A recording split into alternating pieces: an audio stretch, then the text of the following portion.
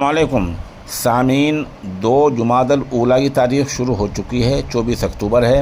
خبر کا عنوان ہے علماء دیوبند کا وفد میرٹھ پہنچا۔ مختلف مساجد میں اہم دینی خطابات۔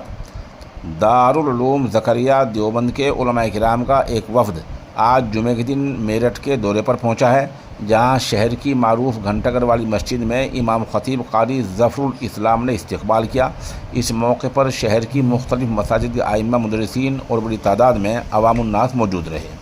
وفد میں دارالعلوم زکریا دیوبند کے شیخ الحدیث مفتی منتظر الحسن قاسمی، نائب محتمم مولانا شفیع اللہ خان اور استاد مفتی طارق قاسمی وغیرہ شامل رہے۔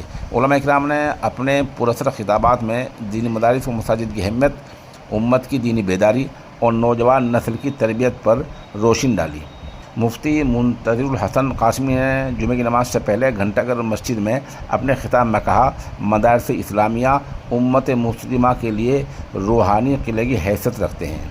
دارالعلوم زکریا کے نائب محتمم مولانا شفیع اللہ خان نے کہا، جب تک امت کے نوجوان دین سے جڑے رہیں گے، دنیا کی کوئی طاقت ان کے ایمان کو کمزور نہیں کر سکتی۔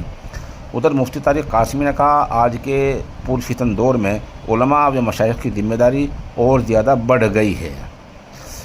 ادھر گھنٹہ گھر مسجد کے امام قاری ظفر الاسلام کی میرٹھ کی سرزمین سے دین اور روحانی کی خدمات کی سراہنا کی۔ اس طرح وفد نے جمعے کے بعد میرٹھ کی مختلف مساجد و مدارس کا دورہ کیا۔ عصر کی نماز کے بعد وفد نے مفتی مظفر حسین رحمۃ اللہ علیہ کے خلیفہ قاری حسام الدین سے عالیہ مسجد ملاقات کی۔ اس موقع پر ناظم تعلیمات مفتی ہارون، قاضی طارق، مفتی شجاع الدین مظاہری، ببلو چاندی والے، محمد اکبر شکیل وغیرہ موجود رہے۔ موقع کی چند تصاویر اور ویڈیوز پیش خدمت ہیں۔